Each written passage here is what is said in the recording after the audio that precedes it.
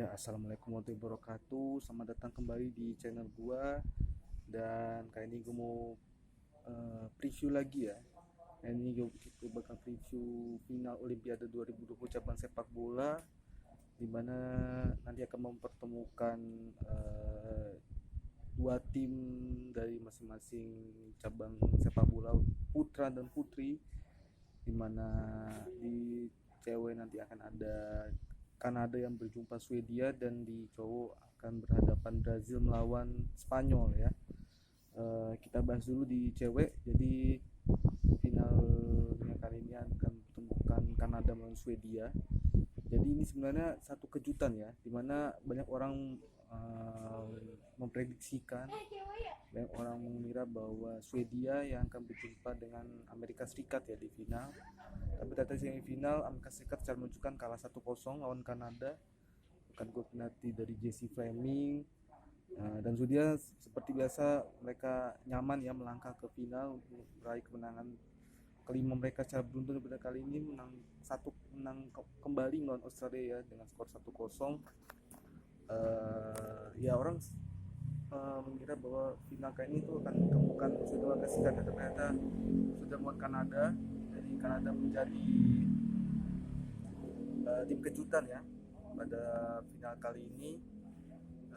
Kalau untuk kekuatan tim sendiri memang Swedia ini lebih unggul ya dari segi individu maupun kolektivitas. Seperti biasa masih mengandalkan pemain senior, diantaranya ada Kapten Caroline Seger, kemudian ada kiper Hedvig Lindahl, kemudian striker mereka Stina Blažević, Sofia Jakobsson, dan di tengah juga masih ada Kosovare Aslani. Pemain itu masih akan diandalkan ya untuk membongkar pertahanan dari Kanada, mencoba unggul sejak menit-menit awal. Kemudian juga di back masih ada Magdalena Eriksson juga ya, ditopan dengan Amanda Ilestedt Hanaglas.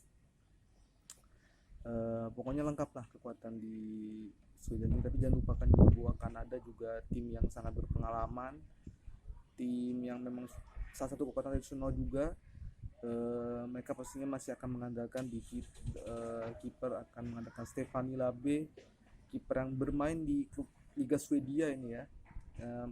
Dia akan melawan teman-temannya sendiri, kan tim sendiri di final. Dia main di FC Rosengard yang selama Olimpiade ini sejauh ini udah main bagus banget ya, beberapa kali melakukan save penting. Ada andil juga dari dia, di mana Kanada tidak kebobolan di fase knockout ya, di mana mereka kebobolan oleh Brazil dan Amerika.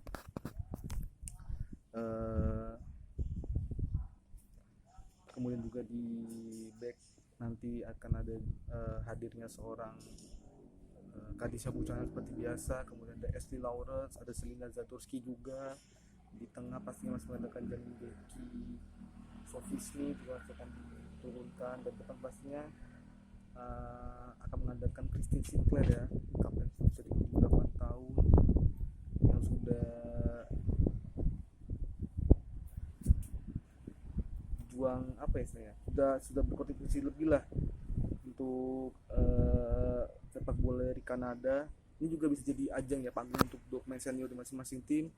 Sudah ada Caroline Seger, dan di Kanada ada Kristin. Jadi Olimpiade kali ini akan menjadi Olimpiade terakhir bagi mereka ya. Jadi mungkin kesempatan terakhir mereka untuk mendapatkan medali emas itu ada di sini. Karena Olimpiade 3 tahun lagi di Paris sepertinya tidak mungkin ya mereka bisa ya mungkin mereka bisa tetap perform, tapi mungkin kayaknya untuk Olimpiade berikutnya atau mungkin pada dunia berikutnya mungkin agak terlalu jauh ya, mungkin tidak akan bisa kesampaian lagi. Jadi mungkin kesempatan terakhir mereka ada di sini ya, bagi Christine Sinclair yang sudah berkontribusi sangat banyak di sepak bola wanita di Kanada, bukan sepak bola di Kanada ya, karena dia ada megang cap terbanyak dan top skor terbanyak sepanjang masa timnas Kanada, bukan cuma di wanitanya melainkan di prianya juga ya.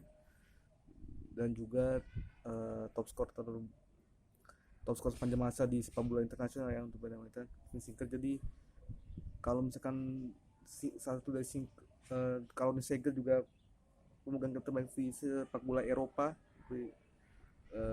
baik Bang Nalita. Jadi kalau misalnya satu dari mereka dapat medali emas, ketika menjadi akhir karir yang luar biasa ya di timnas ya bagi kedua orang itu. Kalau untuk prediksi sendiri, melihat Kanada maupun Swedia ini, gue akan tetap gimana ya? Gue tetap mengandalkan Swedia sih. Jadi Swedia akan menang dengan mungkin skor tipis saja 2-1. Karena Swedia ini kelihatan tim yang paling solid, paling siap untuk menghadapi Olimpiade kali ini. Performa yang paling konsisten, tidak pernah siap lagi kalah. Jadi mereka datang ke Jepang kali ini tuh mau dengan niat untuk meraih medali emas ya, dengan tekad yang kuat dan ditopang dengan skuad yang solid. Juga faktor pelatih ya, Peter Gerhardsson ini pelatih senior. Gua rasa sih bisa ya Kanada untuk meraih medali emas ya. Terus sekarang di cowok ada pertandingan yang ini bisa dibilang final yang sangat ideal, mempertemukan dua favorit juara, dua negara terkuat kalau di Olimpiade tahun ini tuh ada Brazil dan Spanyol ya. Jadi Brazil lolos ke final setelah mengalahkan Meksiko lewat adu tendangan penalti 4-1 ya, sebelumnya bermain 0-0 di 120 menit. Dan Spanyol lolos setelah mengalahkan tuan rumah Jepang ya dengan skor tipis 1-0 lewat gol dari Marco Asensio yang bisa dibilang itu gol kelas banget kalau kalian nonton, dimana placing curlingnya menusuk tajam ke gawang Jepang waktu itu yang dijaga oleh Kosetani. Brazil dan Spanyol juga mereka adalah salah satu tim yang salah dua tim yang konsisten sepanjang gelaran Olimpiade di sepak bola pria, karena mereka tidak pernah kalah, di mana Brazil sini mencatat 3 kali kemenangan dan 2 kali hasil seri ya, itu di waktu 90 menit ya, 90 menit, dimana satu pertandingan di fase grup dari imbang 0-0 ya, 50 menit dan pertandingan lagi satu grup imbang 0-0, menang 4-1 penalti. Jadi 3 kali menang 2 kali seri.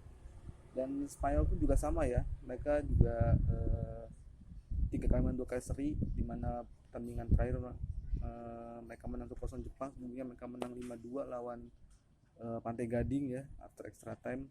Jadi kekuatan dua tim ini berimbang ya, apalagi di Brazil pelatih Andre Jardim sendiri masih akan mengandalkan Dani Alves sebagai kapten yang pastinya sedang mengincar satu gelar terakhir yang melengkapi koleksi gelar ini. Benar dia ada pemain sepak bola dengan koleksi gelar terbanyak. Olimpiade ini bisa jadi mungkin salah satu gelar terakhir yang bisa dia dapat ya menjelang akhir karirnya. Kemudian di depan pastinya masih mengandalkan Richarlison, kemudian Mateus Cunha juga bakal balik lagi. Di tengah juga masih ada seorang Bruno Guimaraes yang konsisten sekali tampil berduet dengan Douglas Luiz. Kemudian juga di belakang tim akan dijaga oleh Diego Carlos berduet dengan Nino ya. Ini memang, dan jangan lupakan juga winger-winger mereka seperti Claudinho, seperti Anthony Reinier yang pasti ini yang ditarik dipasang sebagai super sub yang bisa membahayakan bagi Spanyol. Tapi jangan lupakan juga bahwa Spanyol masih memiliki kiper Unai Simon yang selalu main ini di 5 pertandingan terakhir ini.